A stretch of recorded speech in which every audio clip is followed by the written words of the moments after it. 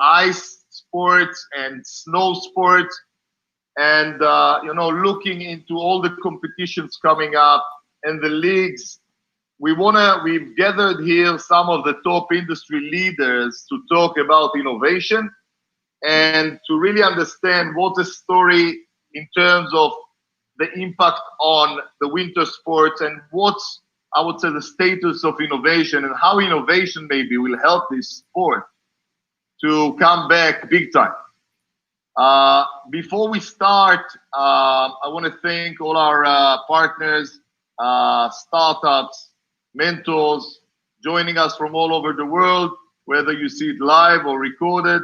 And thanks again for our great panelists for joining us. Really appreciate you taking the time to be with us today.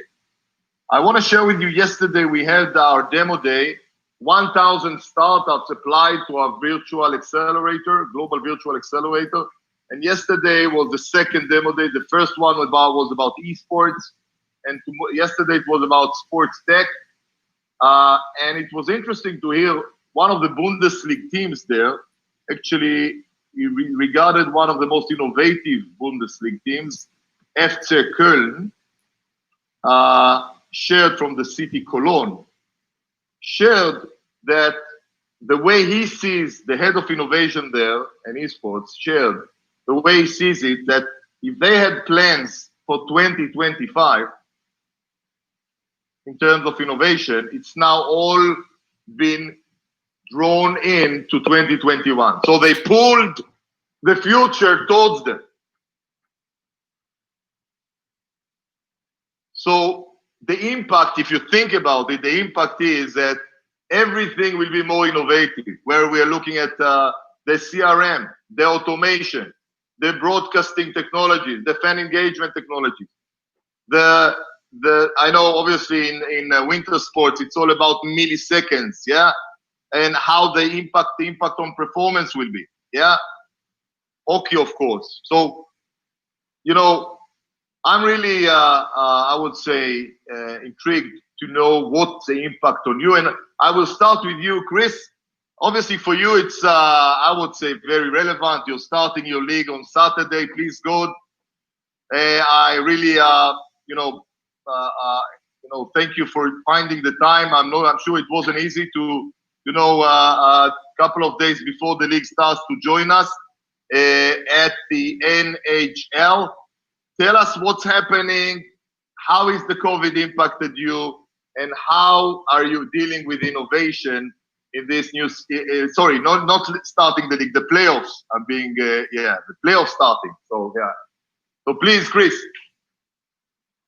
Yep, thank you. Great introduction. Thank you for having me. I'm vice president at the National Hockey League and responsible for driving innovation across the league through marketing initiatives, through revenue generating partnerships. So throughout my tenure, the focus has been on fan engagement and the expansion of addressable base of fans in the arena and at home. If you think about COVID, it affected everybody. We've been on pause. We paused our season, and we are getting it underway this Saturday. We're starting our playoffs. So heading right to playoffs.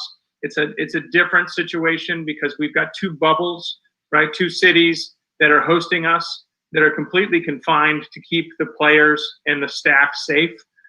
We are not having fans in the stands, so this is the first time, and certainly since I've been there, to understand and know how fans will react to something like this. But we're using it as an opportunity to really focus on our broadcast. Right, the bulk of our fans don't go to the games.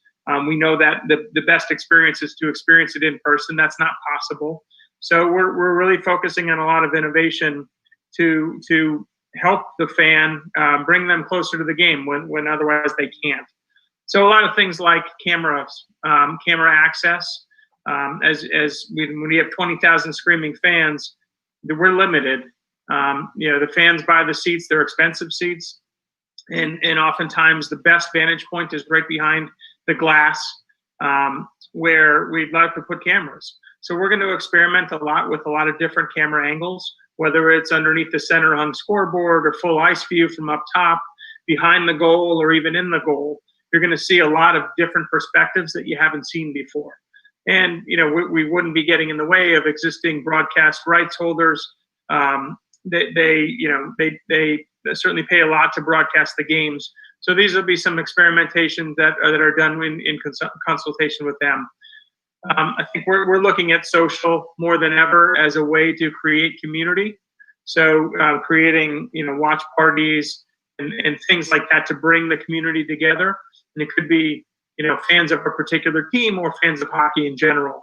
But we're looking at different types of gaming, right? So we've got bracket challenge and hat trick challenge, in-game predictive games. We're launching these, have done so at the start of the season, but are really pushing them as a way to get people more interested in the games than they otherwise would be.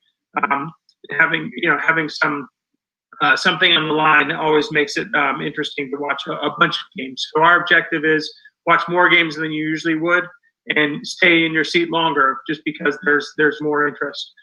So those are some of the things, some of the elements that we're doing.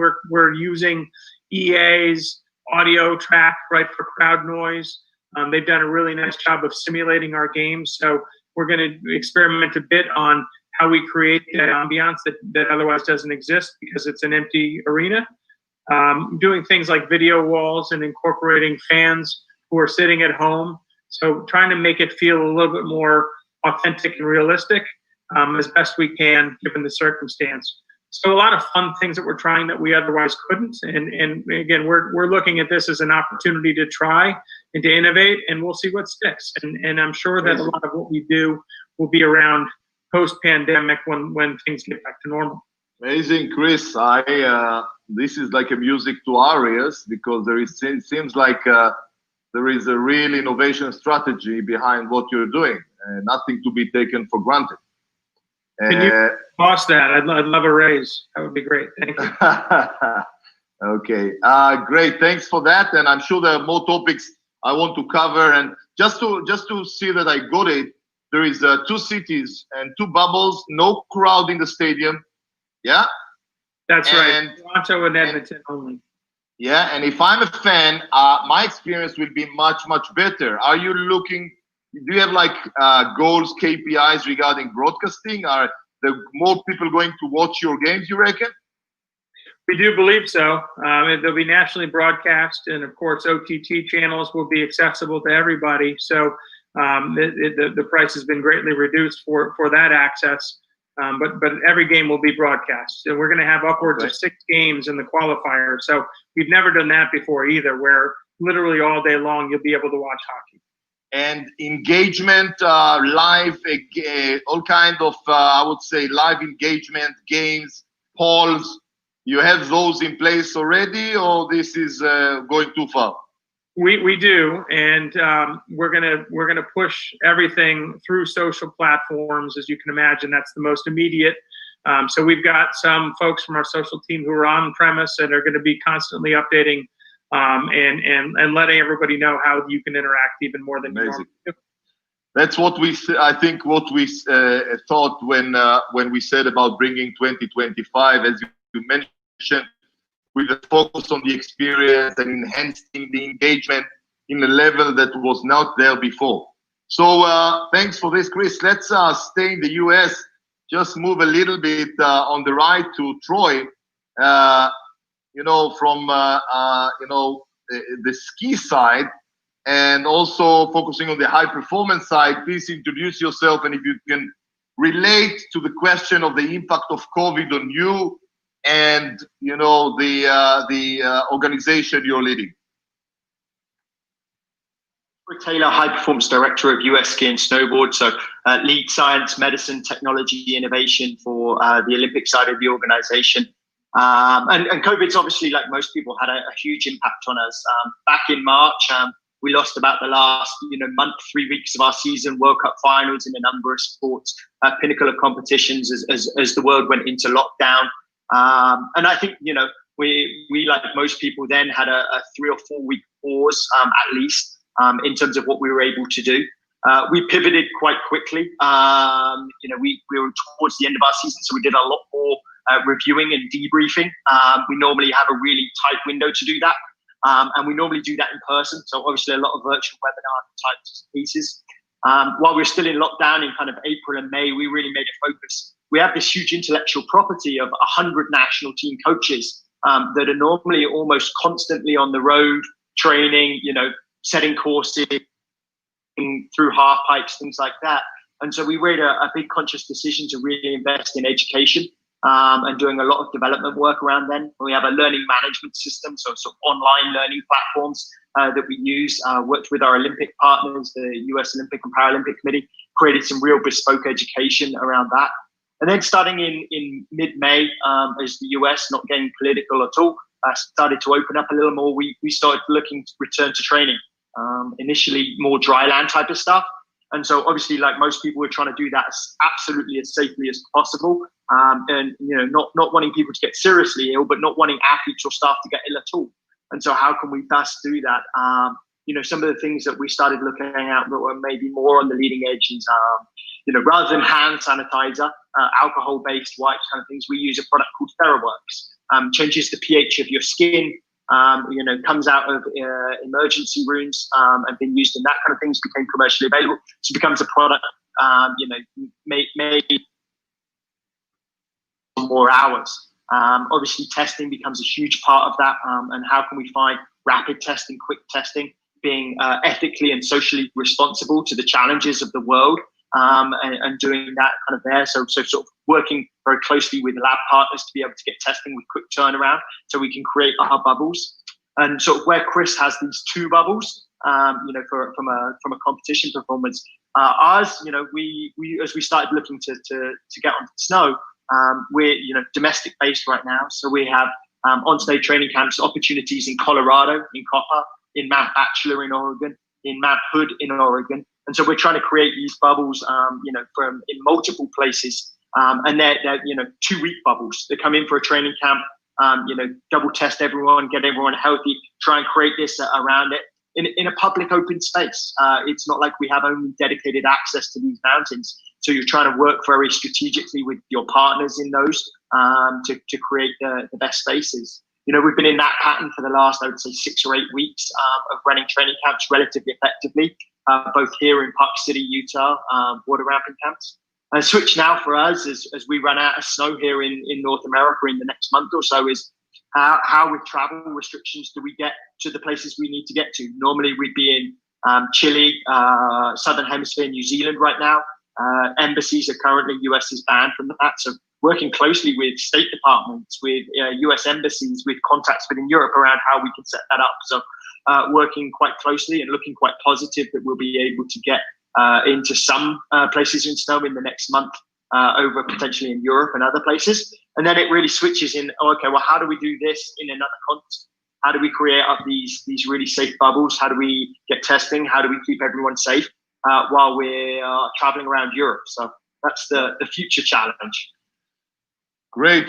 Thank you for bringing us into the world of ski. And speaking about ski, I would like to move to Valentina from Italy. Hi, ciao, Valentina. Thanks for joining us today.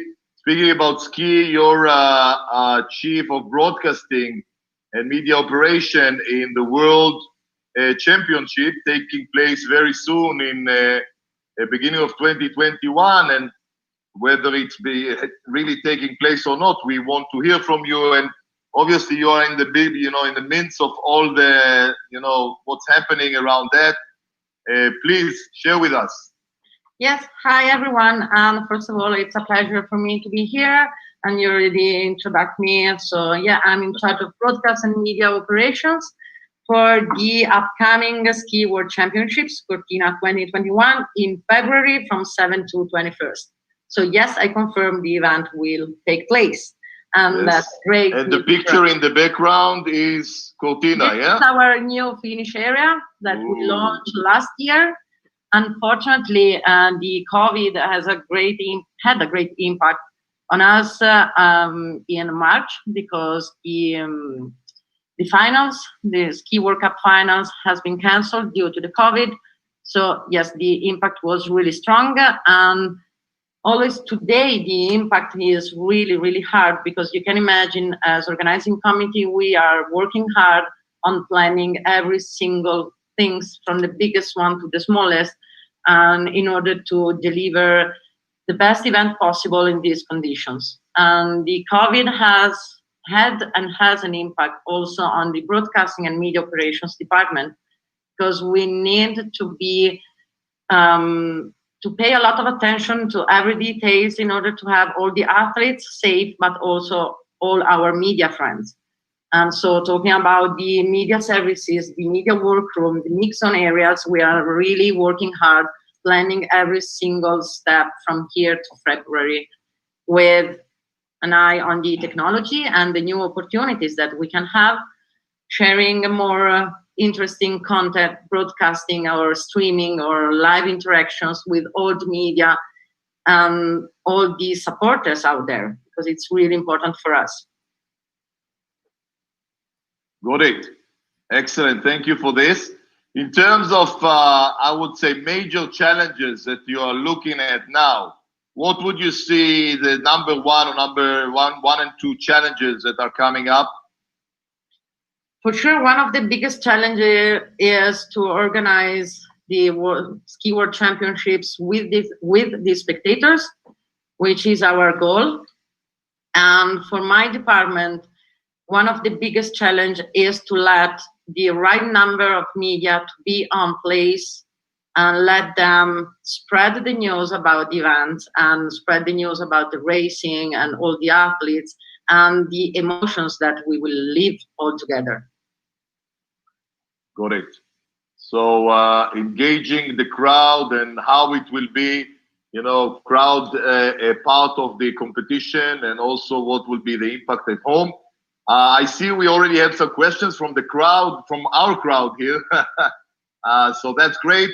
Please, we'll try to leave some time for questions in the end, should we have the time, but we'll aim for that. Thank you for this, Valentina. I just want to share at Hype with our Global Virtual Accelerator. We had over 1,000 startups applying for the last cycle, where we had 5 verticals in the different, I would say, segments of sports, esports, sports tech, high performance.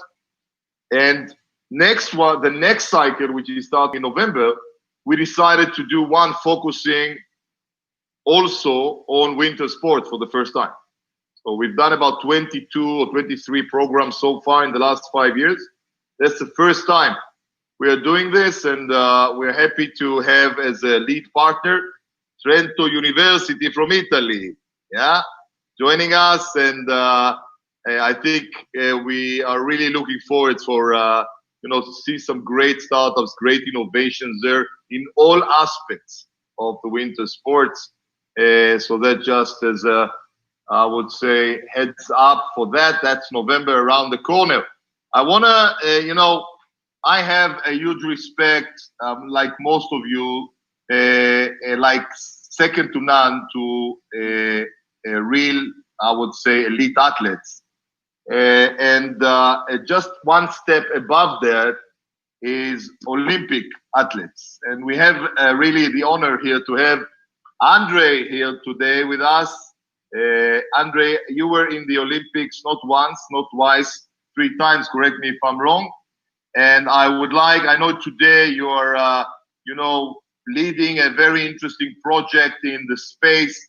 I would like you to share again a little bit, introduce yourself, just a little bit more, and also about the project and how COVID impacted you. Hi, Amir. Hi, everybody. My name is Andrej Miklavc. I'm from Slovenia. Yes, I've spent 27 years in alpine skiing, racing at the World Cup level for 30 years, winning the World Cup and competing at 3 Olympics. So that gave me quite a good understanding of... Hold on. Yeah, can you hear me? Amazing. Yes, okay. I just was clapping. Sorry, I couldn't help it. Okay. So that was really amazing part of my life, and I captured a lot of the thoughts and experiences, which I want to share further on in my second career, where I act as the CEO and founder of Winter Sport Expert Group, which is basically engaging in winter sport development all over the world. I have seen some struggles, some difficulties in developing of winter sports, especially in the last 2 decades, where climate change is affected a lot, lack of snow, need for travel, and emerging markets like Asia or Euro-Asian part or Gulf countries brought some potential to develop winter sports. And since we are facing the COVID, the new threat, which really hooked the sport at very high stake, and I'm sorry to say that I can see that the sport will be a huge collateral damage of the COVID, because winter sports are very related to a lot of travel. And as long as the travel is limited, the winter sports will not just suffer, but will have to be very adjustable to new norms. I'm not expecting that we're going to go back to normal. We will need to create a new normal, and that new normal will affect also the competitive level, the recreational level, and the kids' engagement level, which is, I believe, very crucial to have a sustainable development of winter sports. Yeah. So I see that on one side, the well-established winter sport countries are struggling how to engage fans, how to organize things, how to make it work as we used to be. But on the other side, the emerging markets are putting or creating the winter sports or approaching the winter sports in a quite different way, not that traditional or romantic one or side, but a different one. And as I believe that they will create some kind of new magnitude or power that will definitely reshuffle the cards. So with all respect to co-experts here, I believe that it's our common duty or opportunity to be adjustable and to see how or where we are headed, or what new opportunities from technology, from education, from operation, from media, from fan engagement side, new times are bringing. Absolutely. Andrej, I think this call for action, it's relevant for everything around us, and it's so strong. And I told this story, but I have to tell it again. Just after the COVID started, my father is 84, yeah, and he's sending me a SMS every day. And suddenly he sent me a Zoom link. Good. That's good. Then I said, well, hold on, what's happening here? Yeah, just showed you, yeah, you just described the need for disruption, the opportunities that are coming up. And it's opportunities which relate specifically, I would say, to behavior, customer behavior, fan behavior, a lot of automation, openness for automation. There is tons of impacts on the different parts and huge opportunities. And I agree with you. Some are more open to that, more proactive than others. I agree with you on one word you mentioned, customers' behavior or customers' needs or expectations. Customers in winter sports, in any regard, their needs will be changed or will be shifted a lot. So when I think, or when I look from the experience or experts' perspective, meaning from the people who are in charge of running winter sports organizations, clubs, leagues, or whatever it is, it might sound sometimes as a break, because you know how it should be that to work for tomorrow. But on the other side, we need to, what I mentioned earlier, adjust ourselves and allow others who are not so experienced to share or to get an opportunity by innovation, how they would do it, because they see a different way. And I see the winter sports at this stage, at the very crucial point where a lot of winter sports, especially in snow-related winter sports, will be changed a lot. Keep in mind that the sport in general, 80% of the sport is socializing, and that socializing part is obstructed or limited. So we need to reinvent it from different backgrounds. Absolutely, and if I may just interpretate what you said to my own words, the winter sport is traditionally I would say, traditional sport. And like other traditional sports like golf, like rugby, like tennis, is suffering from lack of young generation joining the game. Correct. And what you're saying is maybe there is a room now to, like they've done in golf now, because, you know, and in cricket, you know, making the day shorter. And in golf, you don't have all the time in the world to kick it, because the young generation doesn't have the attention span to wait. Yeah. Yeah. But I want to allow. We have another panelist that is joining us today. I want to allow John. Will come back to you later on. Andrej, thank you for that. John, welcome. Here. How are you? Thank you for having me. I'm John Franklin, the CEO of the World Pro Ski Tour. And obviously, COVID has impacted us. The climate issues impact us. Our last 4 races of the season were canceled, and we had to resort to, modern sports marketing technology and new innovation to finish off our season. We had to do things like do our awards virtually on Zoom, just like we're on Zoom today. We had our racers on Zoom, and we handed them their year-end checks to on Zoom and in a Zoom ceremony instead of on television at a live event in the base of a ski area. So we were impacted dramatically, and because of that, we've had to look to the future. As Amir said, we're trying to figure out what we do with our season going forward into the next year. And we've come up with, since things are still in flux and the virus is still, among us, come up with a plan A, a plan B, a plan C, a plan D, and a plan E. Plan A being our normal calendar if things have settled down. Plan B being combining our races into just shorter periods where we go to less places, so we have less impact of the virus on travel. As Troy mentioned, and Andrej mentioned, it's a big part of the ski industry. We have to get to the ski areas, and we have to do it in a safe way. So if we do what Formula One and some of the other leagues and tours are doing, and bring people together for shorter numbers of events, but run more races at less places, if you will, more races, less places. Also, how we run the events, where we don't bring people as close together. Hospitality tents have to be bigger if we have them at all, and we have to protect the health of the spectators and of the media and of the press.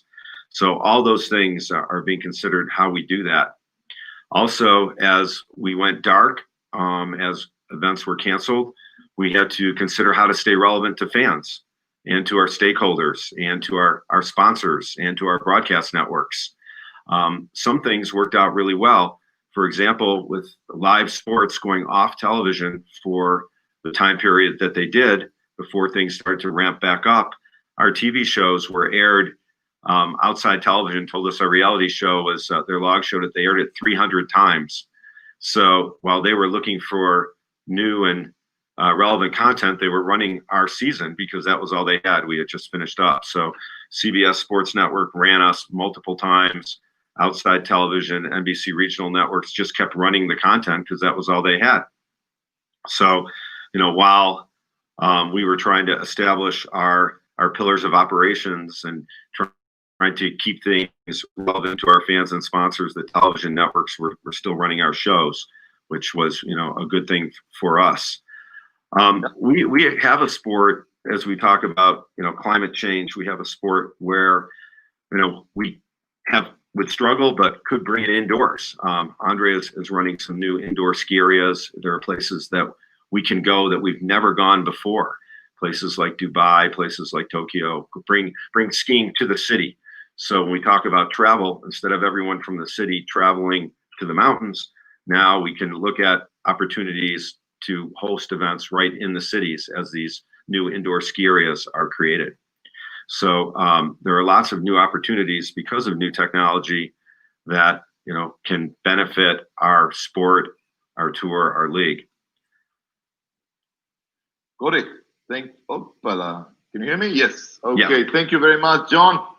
Very interesting. We'll come back to you about some innovation examples maybe you can share. I want to talk a little bit about challenges, which Valentina touched earlier. And I think there is also a question around that coming from our crowd. And maybe this can kick us off on that. There is a question by Carl Rapp. Hi, Troy. What has been your biggest tech challenges in the last 3 months? And what tech challenges still missing? Spot on. You can share everything with us. It's it's only us, Troy. What are your major challenges? Share it. I've got a lot of them. So there's kind of things. I don't know if the overall. Obviously, we have some temporary ones or some ones that are COVID related specifically recently. I think winter sports and snow sports is a little different for NHL and ice sports, but for the outdoor sports, the biggest challenges for us for integrating tech is the environment. It's no electricity, no power. It's cold. It's ever changing. It's snowing, and so you've got this environmental piece that makes it tough to instrument a stadium. It's also nomadic. We talked about the travel. We spend no more than 2 weeks in any location pretty much. And in the competition season, we're spending 3 or 4 days maybe in every location. So you can't spend hours and weeks, setting up an optimal camera system. It just doesn't happen from a training perspective.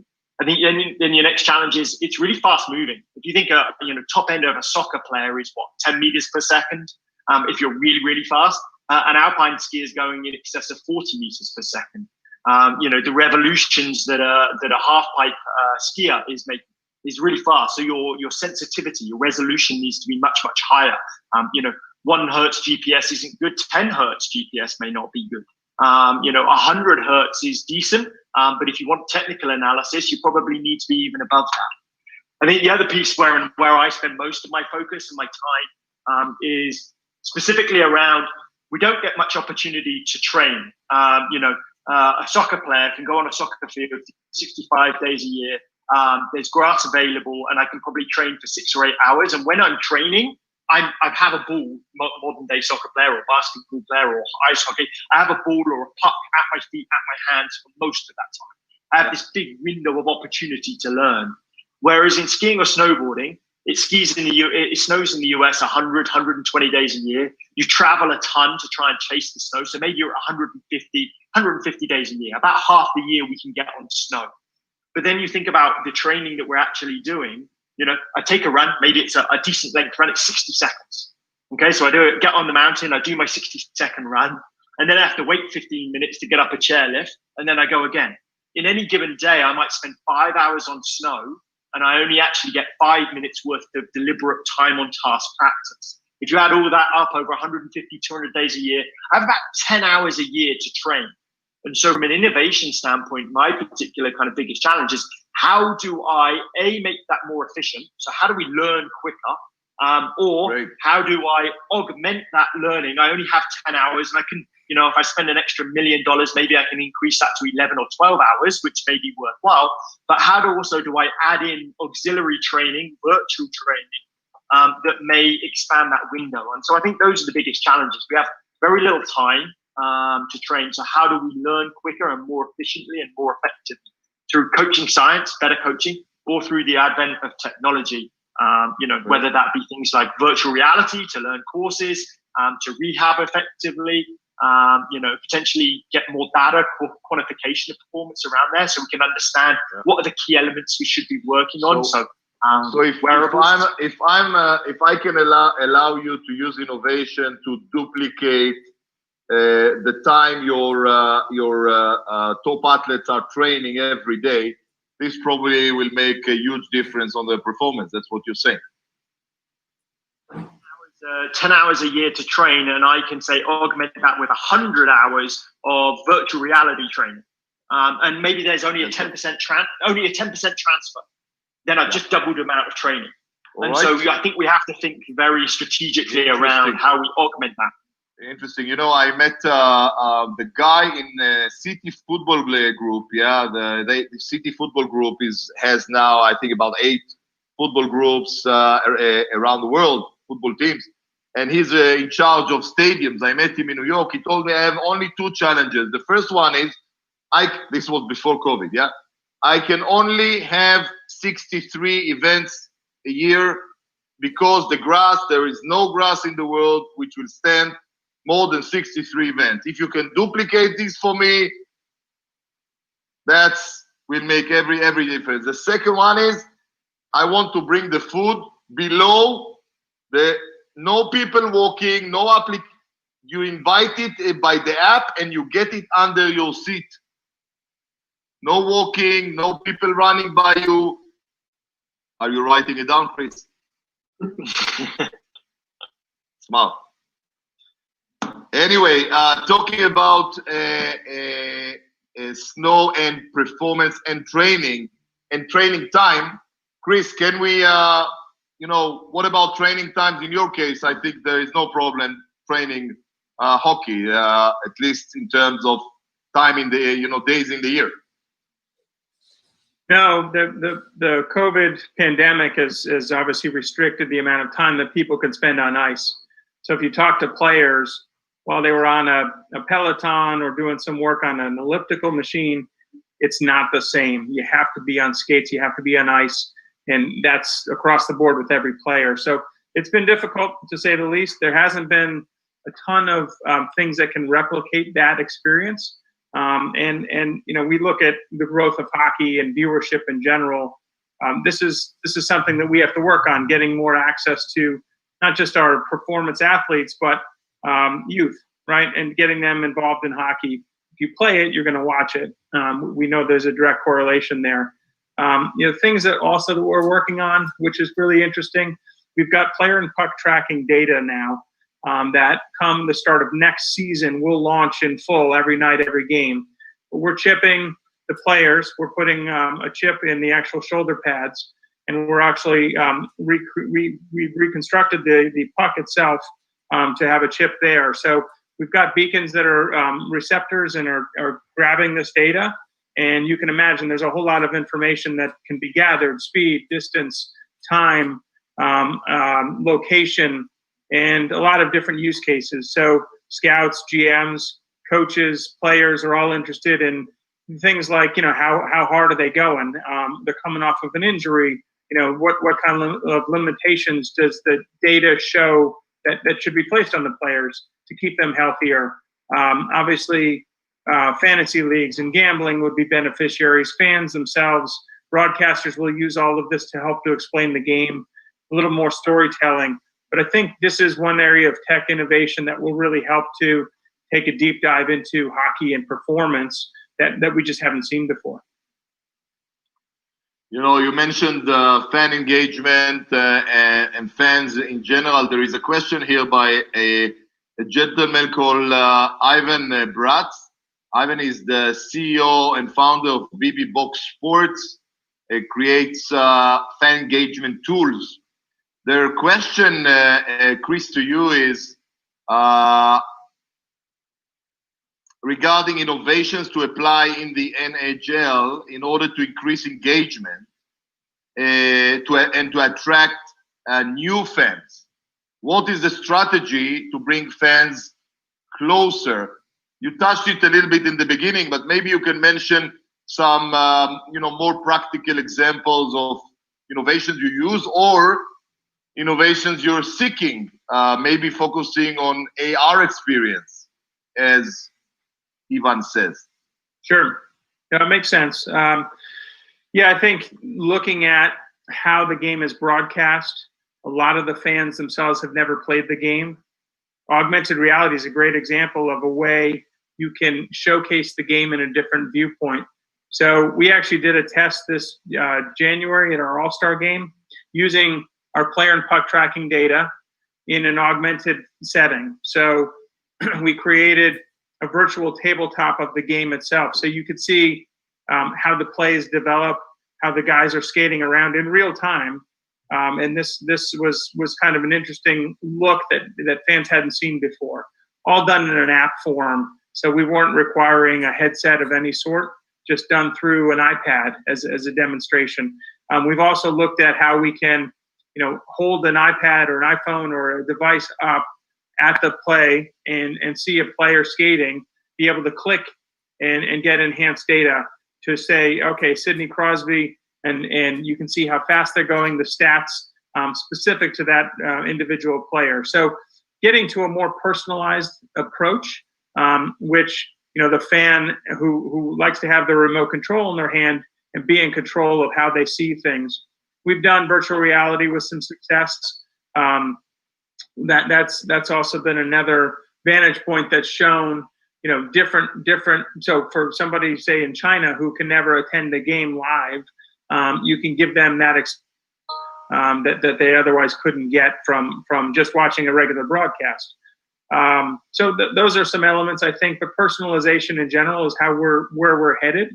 Obviously, digital services themselves, we do enough with translation, with curation of content for different international audiences. And the more we can allow the fans to experience the game however they want, is a big plus for us. Yes.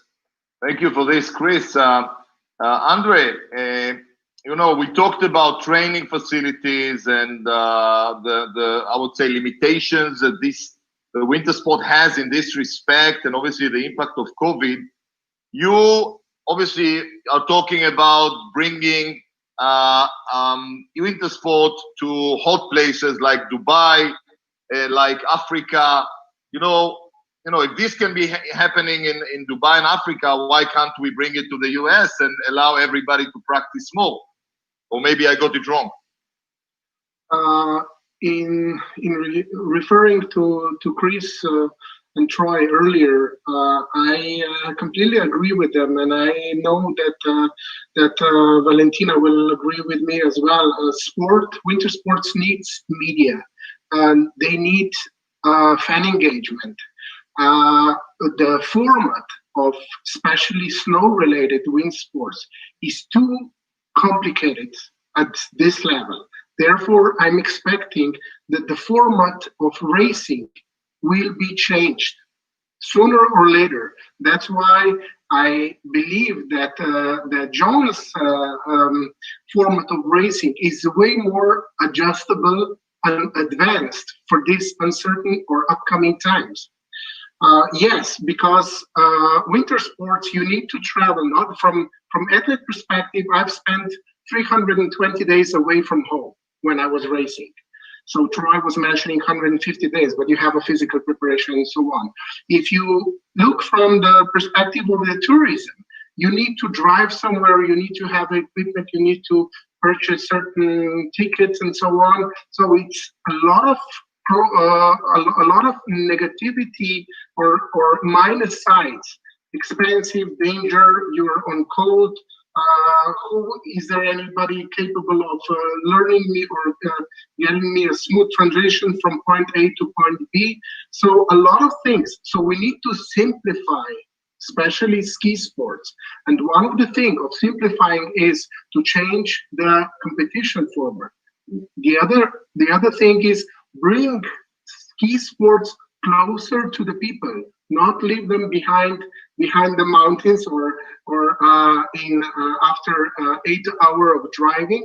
And therefore, I believe that the biggest challenge for the winter sports is to bring them to large cities, no matter if they're in northern or southern hemisphere. it is crucial that there are a lot of people who might not have the first attention or first interest in winter sport, but once they have it in front of them, they need to be easy to access, easy to understand, and easy to compare.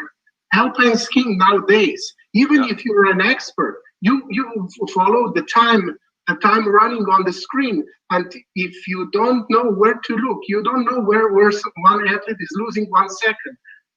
So it's not a good format for current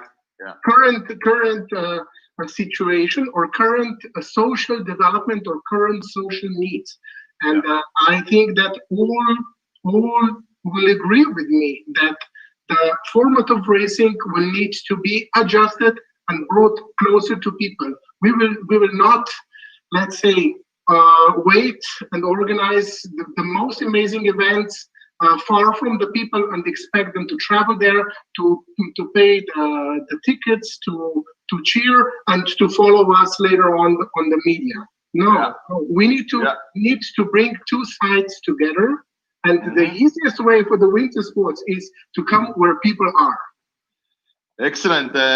Okay, I think we have some comments already on that. Matteo is saying that the business model around TV and commercial rights are basically they are old formats in the industry. There is okay, as we shared, I'm sure Valentina would like to maybe comment on the points raised so far on that.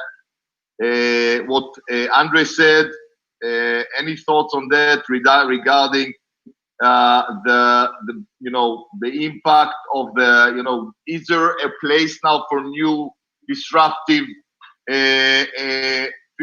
concepts coming up?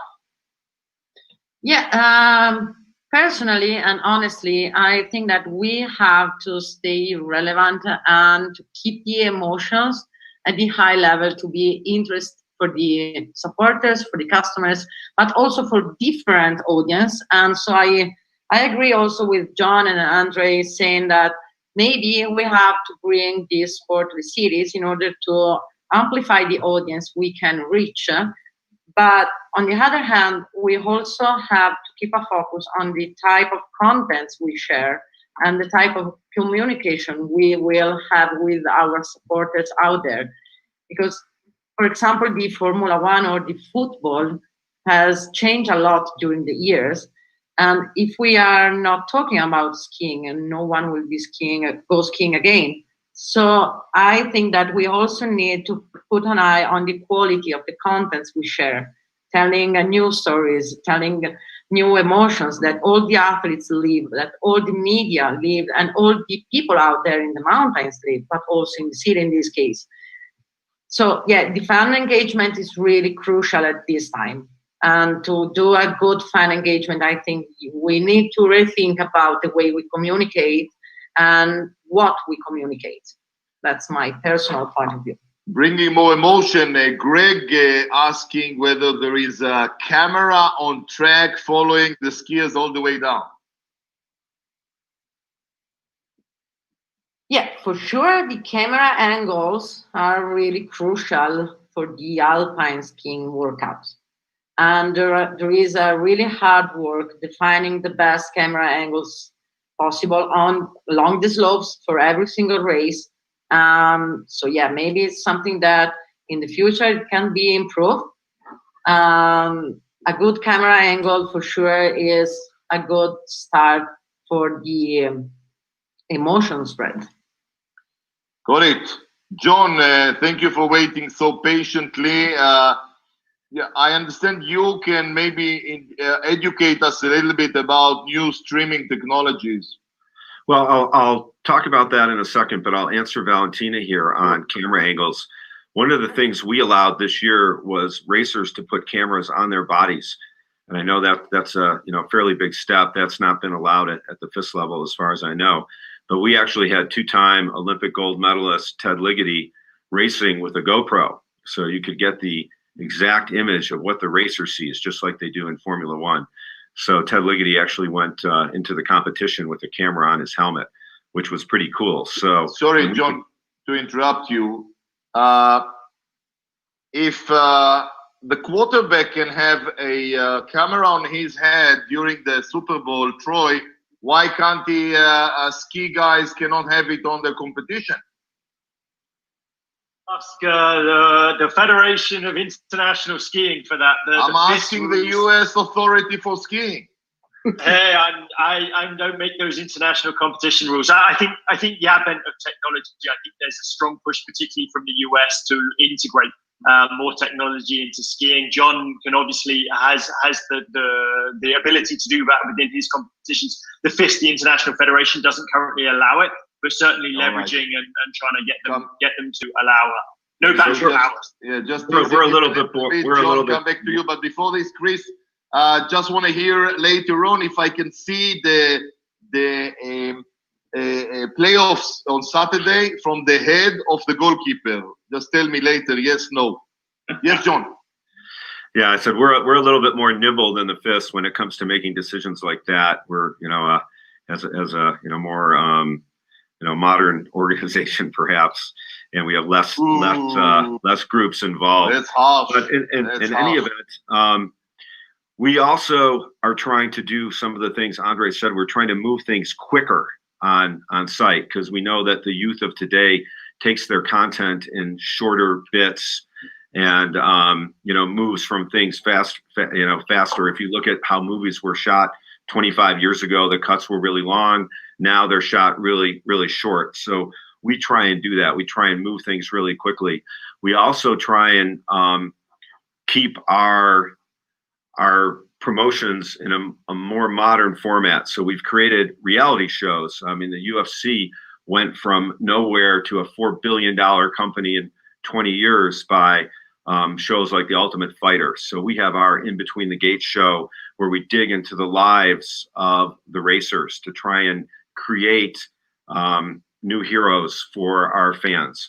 So we're trying to, bring racing to the fans. We're trying to keep our racers relevant to the fans through new and innovative shows like that, and then using new and innovative technology like the helmet cams and things like that to bring our sport into modern times. As Andrej said, it's I defy anybody, even the best experts in the sport, to watch a 2-minute downhill and be able to pick who won without looking at the clock, because the top racers finish all within 1 or 2 seconds. 1 second, you'll have 10 guys within a half a second. So it's really hard to tell. It's still super exciting because you're watching that clock, and I'm as big a fan as anyone. But the way we do our races now, the racers race against each other, so you can watch the photo finish. Sometimes they're so close you still can't tell. So you get a photo finish with only 1,000th or 2,000ths of a second. We had races decided by 7,000ths of a second this year. But at least you can tell who crosses the finish line first. Yeah. So with that said, it's easier for the fan to understand what's going on, to tell who's winning. Perhaps if they're not, such an aficionado that they understand the difference sliding around a gate or carving your turn around a gate in the middle of the course. But now they can still see who wins the race with modern technology and photo finishes and all those sorts of things. So with all that, we're trying to stay relevant to our fan base, to our stakeholders, to our sponsors. We're trying to keep it exciting and using modern technology to stream it, kind of from the bottom up, build the fan base of the niche ski racing fans, but then also from the top down with some of the mainstream exposure like CBS and Outside TV, build a fan base of maybe not niche ski racing aficionados, just sports fans. Yep. So sports fans from the top down and niche ski racing fans from the bottom up, all by using modern technology to reach everybody. Great. I think we have some, I would say, such a variety of experts here, and you can see the different angles and the different, overall what I can hear in the background is that there is tons of opportunities. And if we wake up like in 5 years' time, this industry probably will be totally disrupted in all aspects. And that's, I think, the good news to all of us. Yeah, because it's moving forward like crazy. Yeah. before we wrap up and allow some more questions and from the audience, I want to ask each one of you very short answer, please, about, you know, if we close our eyes and wake up in 5 years' time, what will we find happening in the winter sports? So if I have this, you know, wake up in 5 years' time, John, how would your race would look like? And please just portray the picture for me. Well, I think we're going to look I'm closing my eyes. We're going to look at more competitions, as I said, trying to bring the competition to the fans. So you'll see more developments of indoor ski racing, short form in bigger cities and in non-winter sports, non-alpine environments, because we are trying to, you know, build the sports. So we'll be going to places that we never could hold competitions in the past, because you can't build a 2-minute, 3-mile downhill in the city.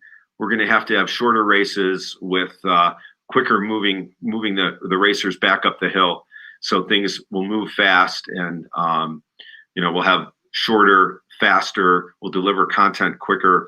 So the future, I think, is more, harder, faster, and more exciting for the fans. Okay, Troy, 5 years from now, what's the picture of you know, performance in ski would look like? I think the knock our head a little bit. Give us some, give the others some challenge. That's definitely going to change. I think the big innovation in 5 years, and as John touched on, it's almost impossible to tell who's going to win. So I really think computer vision and integrating computer vision into a performance like mine, so I can quantify performance better, but also so the fans can understand better what's going on, who's leading, who's not, you know, what the forces are, the angles, what a trick was when we're doing a city big air. We did one in Atlanta this year.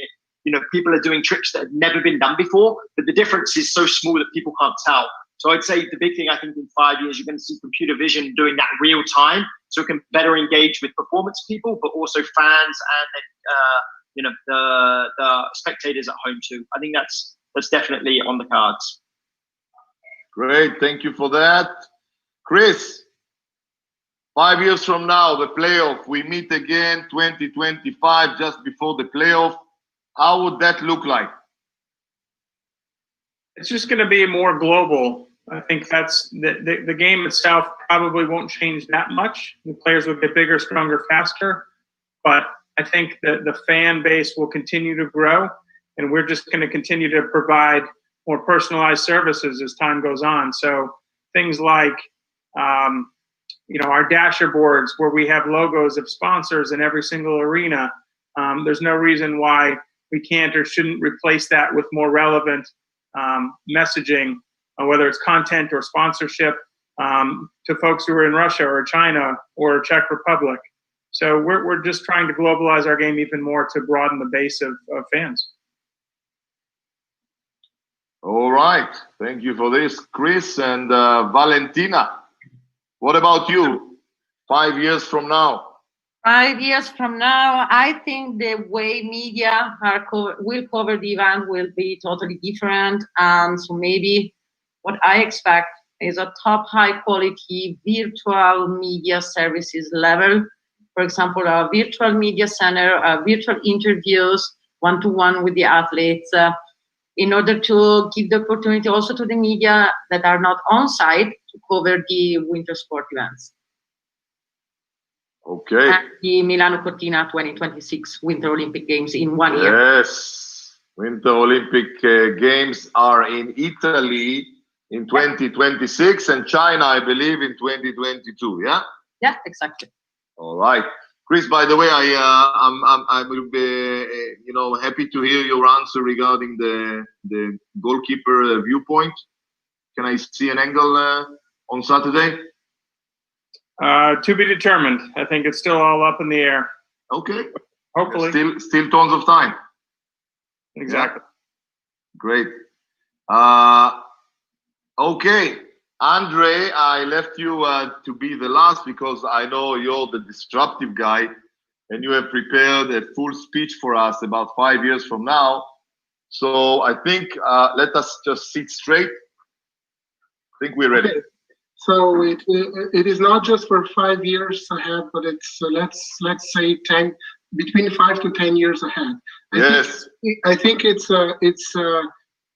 our responsibility first to keep and to maintain winter sports fun and engaging for kids. If we don't do that, or if we miss that, we will not have winter sports in 10 years' time. That's conclusion number one.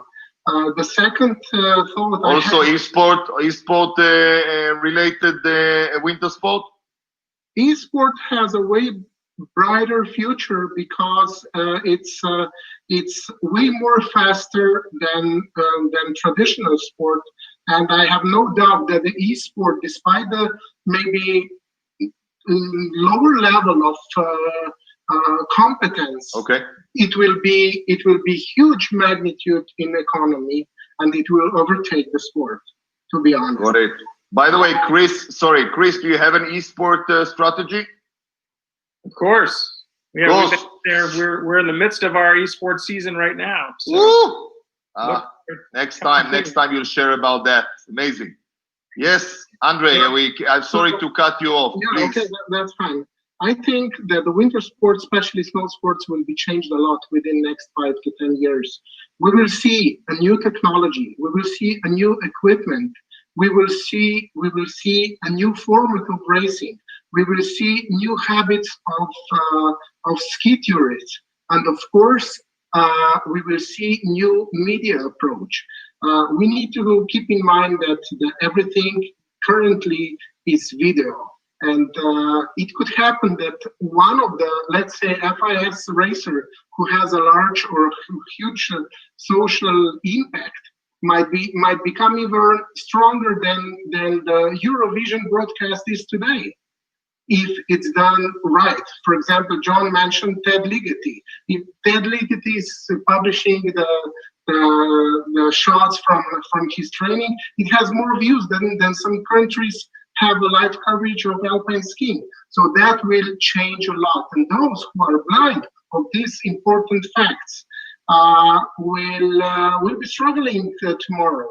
And I believe that despite different view of China or their development, they are struggling a lot. But the magnitude the winter sports will have there as an industry is not something to be underestimated. So I believe that winter sports will be quite different in 5 to 10 years' time. Quite different is the understatement of the year of what you've just said, and thank you for this. By the way, I thought about this. Your disruptive, I would say, viewpoint is we have next week a webinar about motorsport. Can you join as well? Motorsport? Yes, because I need your disruptive mindset in every webinar. So motorsport, I'm sure you can find out some disruptive ideas there. So great. A couple of questions before we wrap up. Question from Christine Collins to Andre. Andre, China has placed a major focus in growing winter sports. Do you work with any programs, projects currently used or elite? I've been working in China last 4 years in regard of winter sport development with the different stakeholders, companies, universities, Olympic Committee, and different stakeholders. They have difficulties because their system is way different, and they don't understand that every international sports organization has to have its own backbone structure of understanding the system. No one will sell their idea to Chinese because they will have their own. But I believe that China will pays a lot of attention to to winter sport development, and China will keep doing that despite the difficulties they face. And I believe that they will not withdraw from the winter sport supporting after the Beijing 2022, because their, let's say, political or government level has decided that winter sports and football are something what will lead the sport development in China. And keep in mind that every smart or every advanced nation is very capable that sport is an important pillar of modern society and modern country. And I think that Chinese are smart in this regard. Okay, thank you for that. Another question for Chris. Is there a plan for the NHL, a planned analytics deep dive data that might direct the future both as things return to new normal and possible viral yo-yo? I don't know what this means, but asking about the analytical deep dive data strategy. Of course, yeah, we I got it right. With 31 clubs and vendors who collect information on our fans. We're looking at how we can piece together the whole life cycle of a fan, not just in arena and what they purchase, but what they're viewing, newsletters they sign up for, tickets that they buy, apparel that they purchase, and that in conjunction with their viewing habits, right? So Nielsen reports, digital reports, right? We look at type of content that they look at, the time of day that they look at it, time spent, number of games watched, where they come from. So we piece all this together as best we can. It's hard, and I don't know that anybody's nailed it, but the more we know about the fan, the better it is for us and for them. Amazing. Thank you for this, Andre. Chris, final word from you. Troy, 10 seconds. All good. John?